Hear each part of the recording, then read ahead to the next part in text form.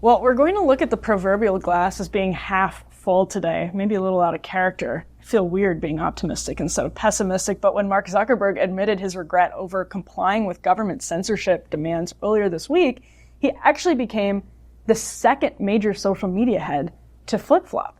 Meta, Twitter, and arguably Apple have all backtracked on decisions made in the headiest days of COVID cancel culture. So here's where Zuckerberg wrote about his regrets this week in a letter to the chairman of the House Judiciary Committee, Jim Jordan, firebrand, conservative Republican in Congress. Of course, Zuckerberg copied ranking member Jerry Nadler on this letter, but he talked about how he thought the government was wrong to ask Meta to crack down on what was deemed COVID disinformation, and that Meta was in turn wrong to respond to that pressure. He said, of course, that Meta's decision was its own and the government didn't force them to do anything, but he did say he thought it was wrong for them to apply that pressure to Meta at the time, and it was wrong for Meta to make the decision to suppress what was deemed, again, COVID disinformation. He also said he regretted, quote, demoting that blockbuster New York Post story. Zuckerberg, a couple of years ago, actually described how the FBI approached him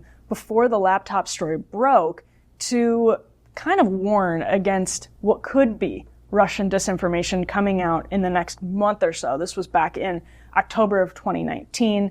Let's take a look at his appearance on the Joe Rogan podcast back in 2022. But we weren't sort of as black and white about it as Twitter. We just kind of thought, hey, look, if the FBI, which I still view as a legitimate institution in this country, it's like very professional law enforcement, they come to us and tell us that we need to be on guard about something, then I want to take that seriously. Did they specifically say you need to be on guard about that story?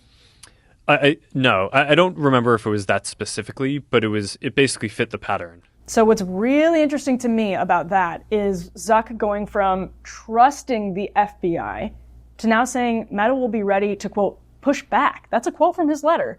If the government seeks to pressure the company for a crackdown again, which is what he mentioned in that letter in reference to the White House's COVID demands. Now, like the rest of us, Zuckerberg's institutional trust seems to be waning. Institutional distrust is really high in the United States. Institutional trust is probably highest among American elites. So it's always interesting to see somebody like Zuckerberg openly start to question institutions like, for example, FBI, which he says he trusted fully just a couple of years ago.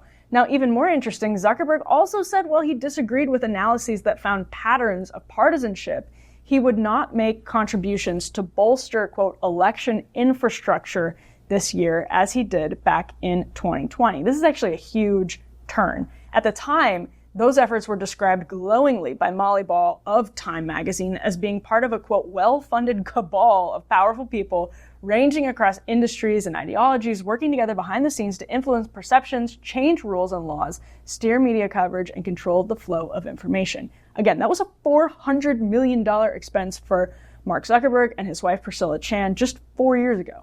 His change of heart is either ideologically dramatic, cynical wheeling and dealing, or maybe a combination of both.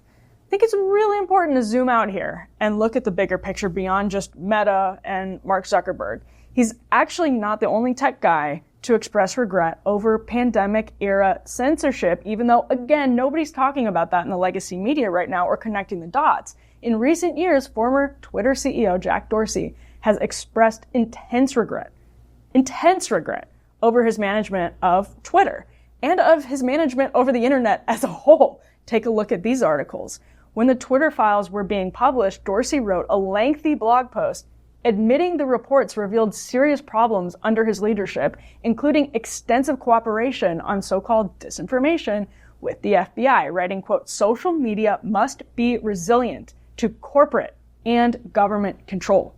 Dorsey called suppression of the Post story, quote, a total mistake. And he's actually also been supportive of Elon Musk's takeover. Over at Apple, Tim Cook let Parler back onto the App Store after removing it amid spurious claims about incitement surrounding January 6th, while other apps had similar problems and remained accessible, hence the description of spurious claims. But imagine in 2020 if just Zuckerberg and Dorsey and Facebook and Instagram and Twitter had all resisted pressures to suppress reports and ideas that were deemed, quote, disinformation. the world would be dramatically different.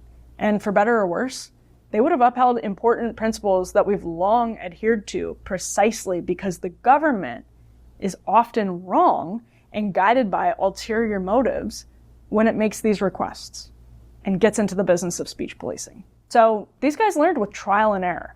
With Zuckerberg and Musk now in some alignment on whether they should resist pressure from Western governments demanding suppression, and I say Western, by the way, because Elon Musk has problems with government censorship elsewhere, there's a wide swath of our digital discourse relatively free from government censorship and relatively averse to private censorship.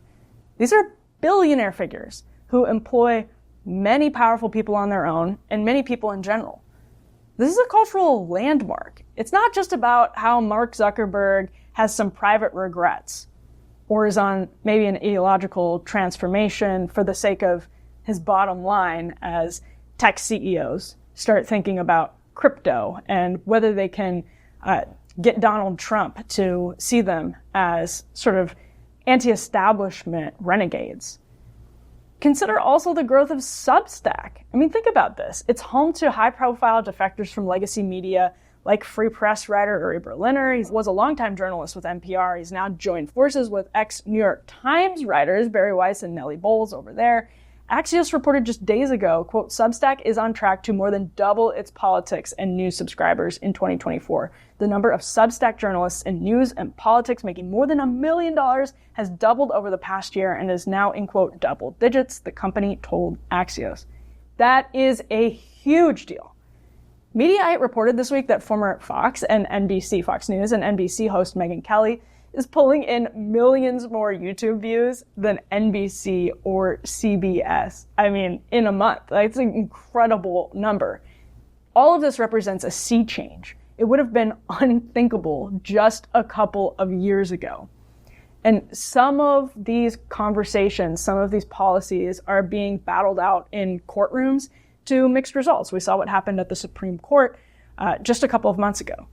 But the pendulum in the court of public opinion is swinging in a good direction, despite the efforts of some very powerful people. Kamala Harris is basically facing zero questions about Zuckerberg's claims when it comes to the Biden-Harris administration's pressure during the pandemic. And by the way, the Biden campaign saying back in 2019 that news organizations shouldn't cover the Hunter Biden laptop story in the New York Post. It was likely Russian disinformation. That was Kamala Harris's campaign too. This is her administration too.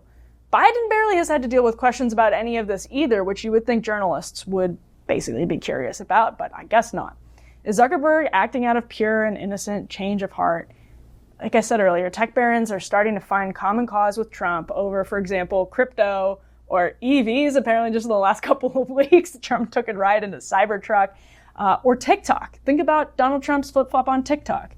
They may believe, these tech barons, that Trump is positioned strongly to win in November and they want to curry favor with him. They may actually, like Mark Zuckerberg, admire him even more after he got up in the midst of his assassination attempt. These are people who see themselves as mavericks and comic book heroes to some extent. Zuckerberg called Trump's move after getting shot in the ear earlier this summer, quote, badass. So it's hard to say exactly what's happening, but something is happening, something big is happening, and the results, at least, are good for speech. And that's good for our health as a free-thinking country. We'll be back with more Undercurrents right after this.